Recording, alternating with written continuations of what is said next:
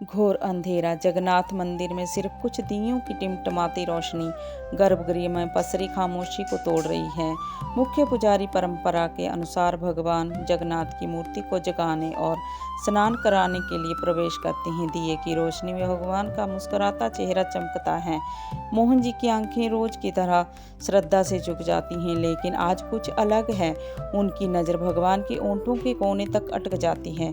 वहाँ कुछ पीला सा लगा है, दाल और चावल का एक दाना। ये क्या है? वे करीब जाकर देखती हैं, यह खिचड़ी का दाना है। भगवान के गालों पर भी हल्के पीले दाग हैं, जैसे किसी बच्चे ने जल्दबाजी में खाकर हाथ पोंछ लियो। मोहन जी का दिल बैठ जाता है। मंदिर में खिचड़ी का भोग तो शाम को लगता है, सुबह तो बिल्कुल नहीं। और गर्भगृह में उनके अलावा किसी को आने की इजाज़त नहीं। या अपवित्रता है या कोई चमत्कार। भक्ति जब सारे नियम तोड़ देती है तो भगवान भी अपने नियम तोड़ देते हैं। यह कहानी किस भक्त की नहीं बल्कि उस माँ की है जिसके लिए भगवान ने अपना सिंहासन छोड़ दिया। जरा सोचिए, भगवान के ओंठों तक खिचड़ी कैसे पहुंची? कौन था वो जो जगन्नाथ के द्वारों के पार पहुंच गया? वीडियो के अंत में एक सवाल पूछा जाएगा, जिसका जवाब आपको कमेंट में देना है, इसलिए हर दृश्य को ध्यान से देखिएगा। राजा गणपति एक न्यायप्रिय और धर्मनिष्ठ शासक अपने मंत्रियों के साथ राज्य के मामलों पर चर्चा कर रहे हैं। तभी घबराए हुए मोहन पुजारी वहां पहुंचते हैं। आचार्य मोहन, आप इस समय यहाँ सब कुशल तो हैं? महाराज, अनर्थ भी कह सकते हैं और चमत्कार भी। समझ नहीं आ रहा। राजा खड़े हो जाते हैं। दरबार में सन्नाटा छा जाता है। स्पष्ट कहिए आचार्य, क्या हुआ है? महाराज, आज भोर में जब मैं गर्भगृह में गया तो मैंने प्रभु जगन्नाथ के श्री मुख पर खिचड़ी के कण देखे। पूरे दरबार में कान्हा फूंसी शुरू हो जाती है। खिचड़ी सुबह सुबह? यह असंभव है। क्या आपने स्वयं देखा? कोई भ्रम तो नहीं महाराज? अपनी इन आंखों से देखा है, जैसे किसी ने प्रभु को भोग लगाया हो और उन्होंने उसे स्वीकार भी किया हो। पर यह सवाल है, कौन और कैसे? मंदिर के सारे द्वार बंद थे। राजा गणपति की आंखों में चिंता के साथ साथ एक अजीब सी जिज्ञासा तैर जाती है। यह कोई साधारण घटना नहीं है। या तो यह मंदिर की सुरक्षा में बहुत बड़ी चूक है, या फिर स्वयं प्रभु की कोई लीला। पता लगाइए। आज रात मंदिर की सुरक्षा दोगुनी कर दी जाए। एक परिंदा भी पर न मार सके। एक छोटी साफ सुथरी झोंपड़ी, तुलसी के पौधे के पास मिट्टी के चूल्हे पर एक मिट्टी की हांडी झरी है। कर्माबाई, जिनके चेहरे पर उम्र की झुर्रियों से ज्यादा ममता और भोलापन है, बाजरे की खिचड़ी बना रही है। उनकी हर हरकत में एक लय है, एक प्रेम है, एक साधु ज्ञान आनंद है। वहां से गुजरते हुए रुकते हैं। देवी, तुम क्या कर रही हो? कर्माबाई मुस्कुराकर उनकी ओर देखती है। प्रणाम महात्मा, अपने लाला के लिए भोग बना रही हूँ। उसे मेरी खिचड़ी बहुत पसंद है। लाला, और तुमने अभी तक स्नान भी नहीं किया? बिना स्नान किए भगवान का भोग, ये तो घोर पाप है। शास्त्र इसके विरुद्ध है। कर्माबाई का चेहरा थोड़ा उतर जाता है। उनकी आंखों में एक बच्चे जैसी उलझन है। पर महात्मा, मेरा लाला सुबह सुबह भूखा होता है। मैं स्नान ध्यान में लगूंगी तो उसे भोग मिलने में देर हो जाएगी। वो बेचैन हो जाता है। मूर्ख स्त्री, भक्ति का अर्थ अनुशासन है। नियम पहले आते हैं, भावना बाद में। भगवान तो तुम्हारी मैली खिचड़ी नहीं, शुद्ध मन और तन से दिया गया भोग चाहिए। कल से पहले स्नान, फिर पूजा और तब भोग बनाना, समझे? कर्माबाई चुपचाप सिर झुका लेती हैं। साधु ज्ञानानंद संतुष्टि के भाव से आगे बढ़ जाते हैं। तभी एक 7-8 साल का बालक दौड़ता हुआ आता है। उसकी आंखें नटखट हैं और चेहरे पर एक दिव्य चमक। माँ, कर्मा, भूख लगी है? खिचड़ी बनी? हाँ मेरे बच्चे, बस बन गई। बैठ, अभी परोसती हूँ। वह बालक को खिचड़ी परोसती है। बालक बड़े चाव से खाता है। माँ, आज स्वाद थोड़ा अलग है। तुम्हारी आंखों में चिंता क्यों है? कुछ नहीं बेटा, तू बस पेट भर के खा। कल से थोड़ा इंतजार करना पड़ेगा तुझे। बालक कुछ नहीं कहता, बस एक रहस्यमयी मुस्कान के साथ कर्मा को देखता रहता है। राजा गणपति स्वयं मोहन पुजारी के साथ गर्भगृह में मौजूद हैं। कड़ी सुरक्षा के बावजूद आज भी वही नजारा है। भगवान की मूर्ति पर खिचड़ी के ताजे दाग हैं। या कैसे हो सकता है? मेरी पूरी सेना, मेरे सबसे भरोसेमंद लोग पहरे पर थे। महाराज, ये किसी इंसान का नहीं, नहीं है, या स्वयं प्रभु की इच्छा है। हे प्रभु जगन्नाथ, यह क्या लीला है, हमें मार्ग दिखाएं। कौन है वे भाग्यशाली भक्त जिसका भोग आप सारे नियमों को तोड़कर स्वीकार कर रहे हैं। राजा को क्या पता था कि जवाब एक साधारण सी कुटिया में छिपा है। जवाब छिपा था उस सवाल में जो सालों पहले राजस्थान के एक छोटे से गांव में भी पूछा गया था। क्या आपने कभी भगवान को रोते देखा है? अगर आपकी आंखें भी नम हो गई हैं तो वीडियो को अभी लाइक करके कमेंट में सिर्फ जय जगन्नाथ मत लिखिए, बल्कि अपनी भावनाएं, अपनी प्रार्थना या जो भी कहना चाहें जगन्नाथ जी के चरणों में अपनी अर्जी रखिए। देख बेटी कर्मा, हम पुष्कर जा रहे हैं।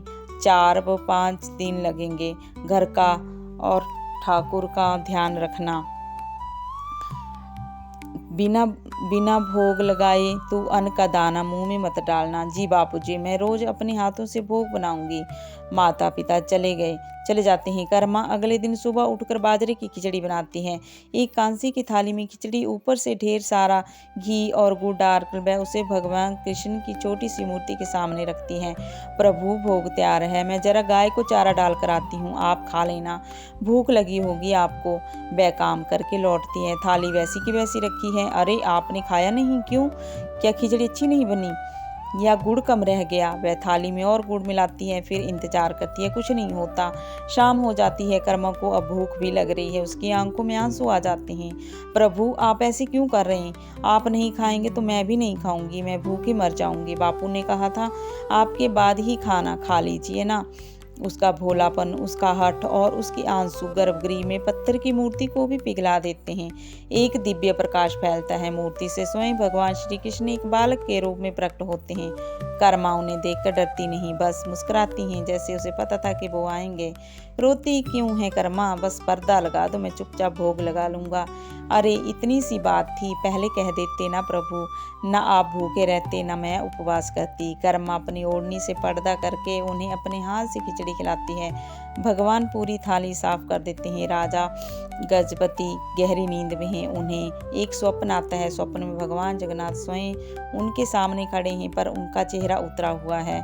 प्रभु आपने दर्शन दिए, मैं धन्य हो गया, पर आप चिंतित क्यों हैं? मुझसे कोई भूल हुई? राजा तुम्हारी व्यवस्था बहुत अच्छी है, पर एक समस्या हो गई है। आज्ञा दें प्रभु। पूरी में मेरी एक माँ रहती है कर्मा। वो रोज सुबह मुझे बड़े प्यार से खिचड़ी खिलाती है। मुझे उसके हाथ की खिचड़ी खाए बिना चैन नहीं मिलता। राजा हैरान है, पर किसी ज्ञानी ने उसे पूजा पाठ के चक्कर में उलझा दिया है। अब वो स्नान ध्यान करके भोग बनाती है। भूख के मारे मेरा बुरा हाल हो जाता है। जब तक भोग मिलता है तुम्हारे मंदिर का समय हो जाता है, तो मुझे जल्दी जल्दी खाकर हाथ मुंह पोंछकर यहाँ आना पड़ता है, इसलिए मेरे मुख पर दाग रह जाते हैं। राजा गणपति की नींद टूट जाती है। वे पसीने से भीगे हुए हैं। उनके चेहरे पर आश्चर्य और भक्ति का मिला जुला भाव है। कर्मा राजा के सैनिक और मंत्री पूरी कर्मा नाम की महिला को ढूंढ रहे हैं। वे कर्माबाई की कुटिया तक पहुंचते हैं। राजा और मोहन पुजारी भी वहां आते हैं। वे देखते ही कर्माबाई स्नान करके गीले बालों में जल्दी जल्दी भोग बना रही हैं। वही नटखट बाहर बालक बैठा इंतजार कर रहा है। माँ जल्दी करो ना, बहुत जोर की भूख लगी है। राजा और मोहन जी एक दूसरे को देखते हैं। वे समझ जाते हैं वे साधारण बालक नहीं है। तभी साधु ज्ञानानंद भी वहां आ जाते हैं। महाराज आप यहाँ इस अज्ञानी स्त्री की कुटिया में? महात्मा जिसे आप अज्ञानी कह रहे हैं वो स्वयं भगवान जगन्नाथ की माँ है। आपके थोपे हुए नियमों के कारण भगवान को भूखा रहना पड़ रहा है। ज्ञानानंद का चेहरा शर्म के मारे झुक जाता है। उसे अपनी भूल का एहसास होता है। वह दौड़कर कर्माबाई के पैरों में गिर पड़ता है।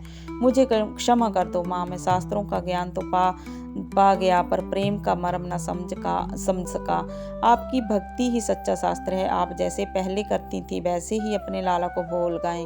कर्माबाई उसे उठाती हैं। उनकी आंखों में कोई गुस्सा नहीं, सिर्फ ममता है। महात्मा आप सही थे, पर मेरा लाला वो बच्चा है, वो नियम नहीं, सिर्फ माँ का प्यार समझता है। राजा गणपति और मोहन पुजारी हाथ जोड़कर यह सब देख रहे हैं। उनकी आंखें नम हैं। कर्मा के माता पिता तीरथ से लौटते हैं। माँ देखती है कि गुड़ का मटका लगभग खाली है। कर्मा इतना सारा गुड़ कहाँ गया? माँ ठाकुर जी रोज खिचड़ी खाते हैं ना, तो उन्हें गुड़ ज्यादा पसंद है, मैं रोज डाल देती थी। पिता जीवन राम को विश्वास नहीं होता। उन्हें लगता है बेटी झूठ बोल रही है, हमसे झूठ बोलती है। तू नहीं खाया होगा सब। नहीं बापू, आपके कहने यकीन नहीं तो कल खुद देख लेना। अगले दिन कर्मा फिर खिचड़ी बनाती है। माता पिता छिप कर देखते हैं। कर्मा थाली रखती है, ओढ़नी का पर्दा करती है और प्रार्थना करती है। वे अपनी आंखों से देखते हैं कि थाली में से खिचड़ी धीरे धीरे गायब हो रही है। उनके पैरों तले जमीन खिसक जाती है। वे दौड़कर अपनी बेटी के पैरों में गिर पड़ते हैं। बेटी, हमें माफ कर दे, हम तुझे पहचान न सके। तू साक्षात भक्ति का स्वरूप है। समय बीत गया। कर्माबाई अब बहुत वृद्ध और कमजोर हो गई है। वे अपनी चारपाई पर लेटी है। उनकी सांसें धीमी चल रही हैं। वही बालक जो अब भी उतना ही बड़ा है, उनका हाथ पकड़कर उनके पास बैठा है। लाला, अब मुझसे उठा नहीं जाता। आज खिचड़ी कैसे बनाऊंगी? तू भूखा रह जाएगा। तुम चिंता मत करो माँ, तुमने मुझे जीवन भर खिलाया। आज मैं तुम्हें अपने साथ ले जाने आया हूँ, जहाँ तुम्हें मेरे लिए कुछ नहीं बनाना पड़ेगा। कर्माबाई मुस्कुराती है और शांति से अपनी आंखें बंद कर लेती हैं। उनकी आत्मा शरीर छोड़ देती है। मंदिर में कोहराम मचा। भगवान जगन्नाथ की मूर्ति की आंखों से अविरल आंसू की धारा बह रही है। पत्थर की मूर्ति रो रही है। राजा गणपति और मोहन पुजारी भागे भागे जाते हैं। वे अदृश्य देखकर कांप उठते हैं।